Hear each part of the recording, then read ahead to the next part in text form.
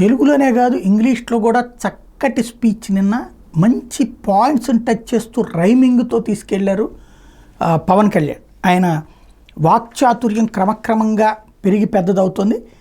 కాశ్మీర్ నుంచి కన్యాకుమారి, కామాఖ్య నుంచి ద్వారకా వరకు ఆసేతు హిమాచలం దేశ ప్రజలు స్ఫూర్తి నింపిన గొప్ప నాయకుడు నరేంద్ర మోడీ అంటూ ఆయన చెప్పుకొచ్చారు.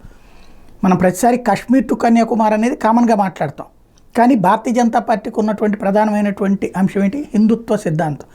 హిందుత్వ సిద్ధాంతంలో కామాఖ్య నుంచి ద్వారకా వరకు, అంటే అస్సాం దగ్గర ఉన్నటువంటి కామాఖ్య అమ్మవారి ఆలయం దగ్గర నుంచి శ్రీకృష్ణుడికి సంబంధించినటువంటి ద్వారకా ఆలయం వరకు అన్నటువంటి పాయింట్ ఏదైతే ఉందో ఉత్తరప్రదేశ్ దాకా అన్నటువంటిది, అంటే అలాంటి భౌగోళిక స్వరూపం అవగాహన ఉండాలా, పాయింట్స్ మీద కమాండ్ ఉండాలి. చక్కటి ఒక రైమింగ్ అయితే అందుకున్నారు. అదే సందర్భంలో నరేంద్ర మోడీ నాయకత్వంలో పనిచేస్తున్నందుకు గర్విస్తున్నట్టు ప్రకటించారు. నిన్న పార్లమెంట్ భవన్లో 2014 ఇదే ప్రాంగణంలో చంద్రబాబు మాట్లాడుతూ మోడీ ఈ దేశాన్ని 15 ఏళ్ళు పాలించబోతున్నారని చెప్పారు. అది ఇప్పుడు జరుగుతోంది. చంద్రబాబు దూరదృష్టి ఇప్పుడు స్పష్టంగా కనిపిస్తోంది.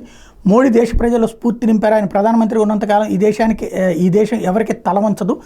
హిమాలయాలు ఎవరికి తలవంచనట్టే భారత్ కూడా తలవంచదు. మోడీ తన చేతల ద్వారా మాలో దేశభక్తి నింపారు, అభివృద్ధిని చేసి చూపించారు. ఆయన మార్గదర్శనం నాయకత్వం వల్ల ఏపీలో ఘన విజయం సాధించాం. అసెంబ్లీలో 91% విజయం మోడీ నాయకత్వం వల్లే సాధ్యమైంది. అందుకు ధన్యవాదాలు. అందుకే ఎన్డీఏ కూటమి నేతగా జనసేన తరపున మోడీ పేరును బలపరుస్తున్నా అని ప్రకటించారు.